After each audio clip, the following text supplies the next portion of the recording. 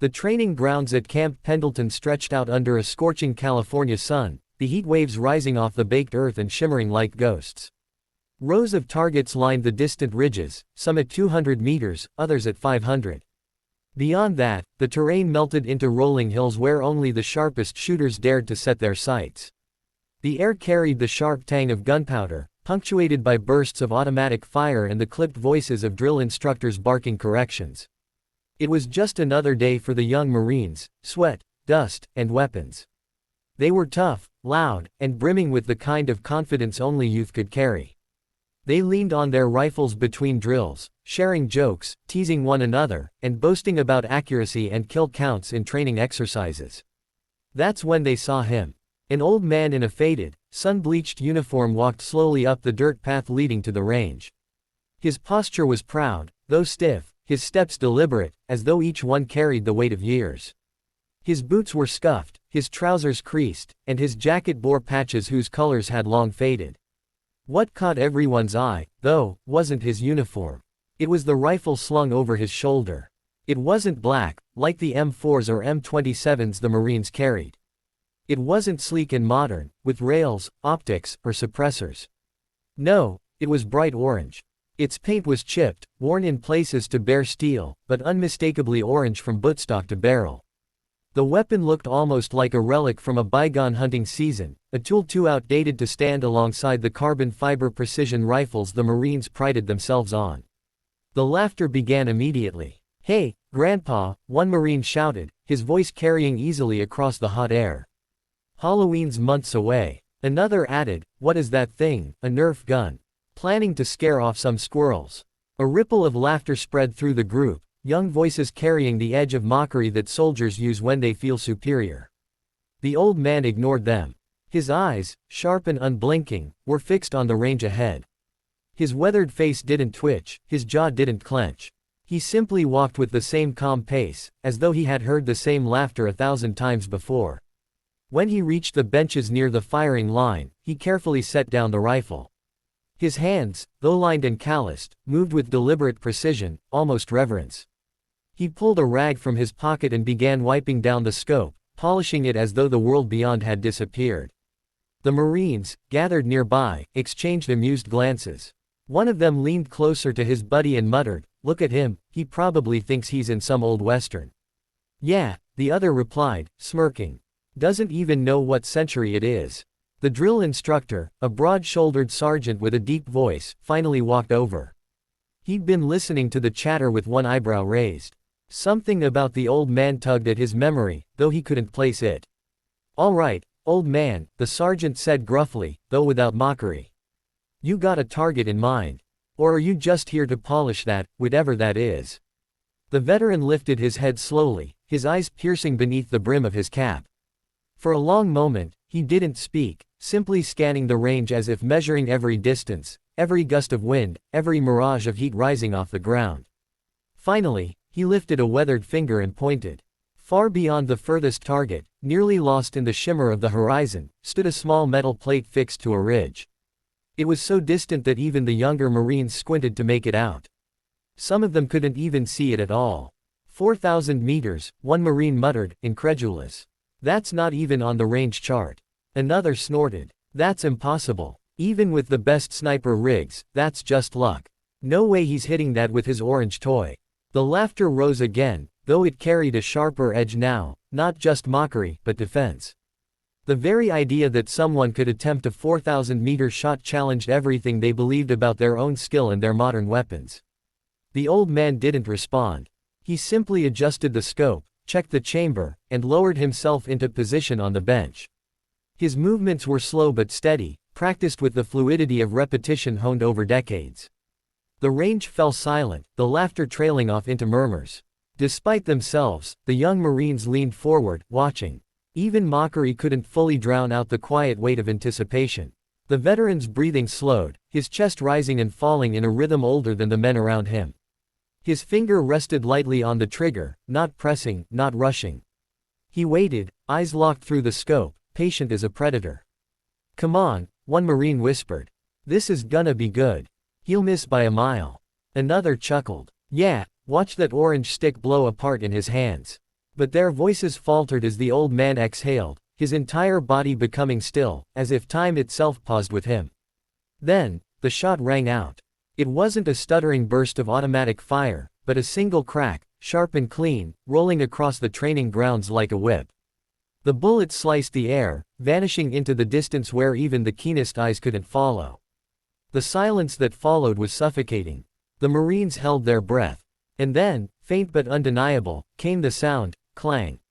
The steel plate on the ridge quivered, a small puff of dust rising as the impact echoed across the hills. The impossible shot had landed. For a moment, no one moved. No one breathed. The Marines, jaws hung open, eyes wide in disbelief. What the hell? One finally whispered. No way, another muttered. That's 4,000 meters. Before the shock had settled, a second sound pierced the air, loud alarms blaring from the control tower of the range. Red lights flashed. The shot had been picked up by military field sensors, flagged as an anomaly. It wasn't just the Marines who had witnessed it. Somewhere beyond the range, someone important had been alerted. And within minutes, the sound of a vehicle engine rumbled across the training grounds. An armored SUV pulled up, and out stepped a general in full-dress uniform, flanked by aides. His presence was enough to make every Marine snap to attention. But his eyes weren't on them. They were fixed on the old man with the orange rifle. The general's boots crunched against the gravel as he strode toward the firing line, his entourage of aides scrambling to keep up. His stern face was unreadable, but his eyes stayed locked on the old veteran with the orange rifle. The Marines, who only minutes ago had been laughing, now stood rigid at attention, throats dry and hearts pounding. None dared speak. The veteran rose slowly from his bench, his joints creaking but his posture straight.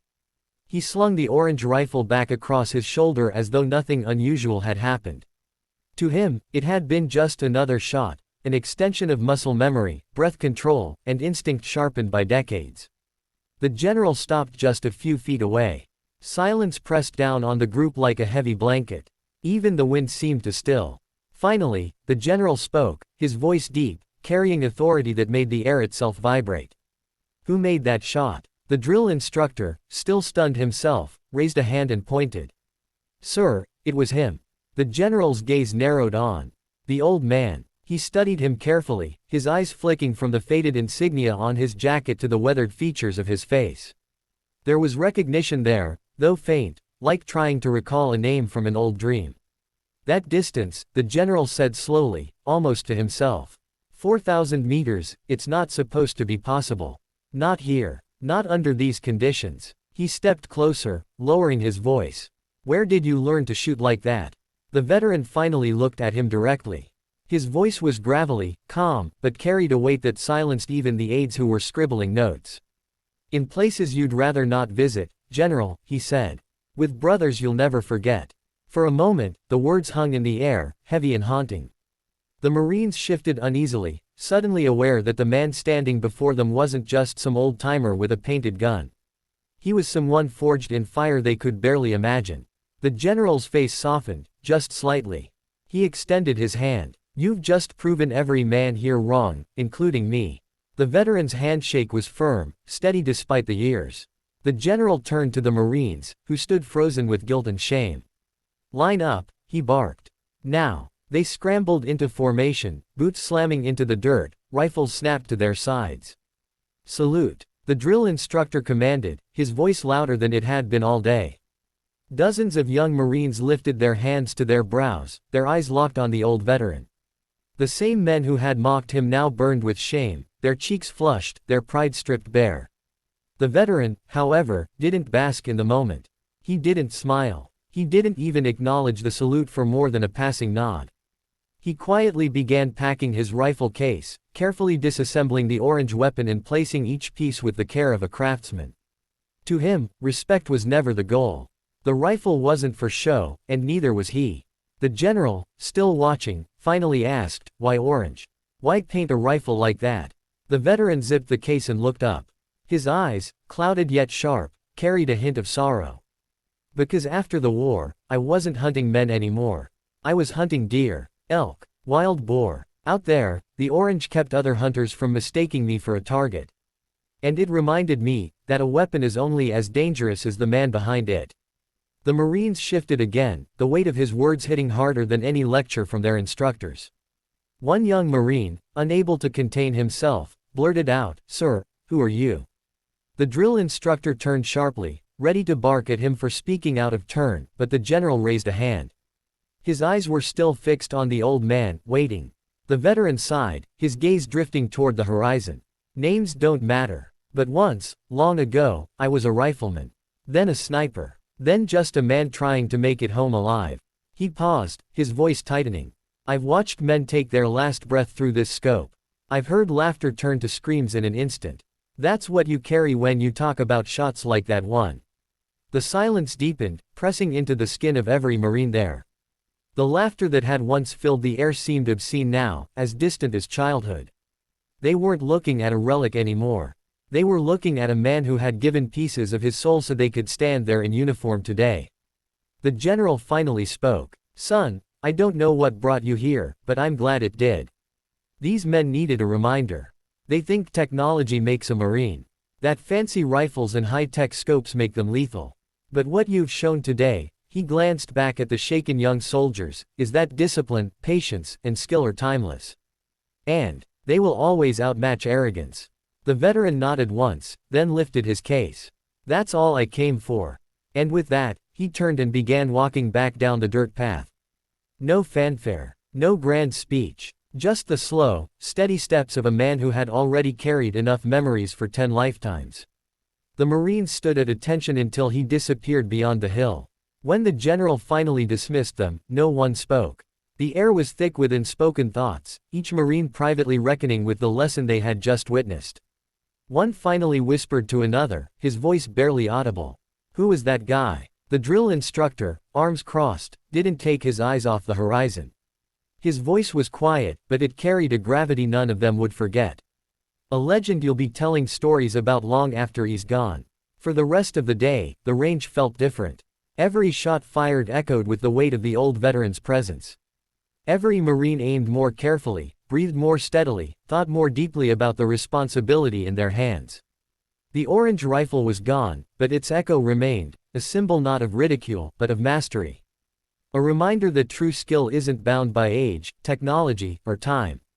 It lives on in those who carry the discipline to use it wisely. And somewhere beyond the hills, the old veteran walked quietly, content. He hadn't come for glory. He hadn't come to prove them wrong. He had come for one reason only, to make sure the next generation understood that the deadliest weapon on any battlefield was never the gun itself. It was the man behind it.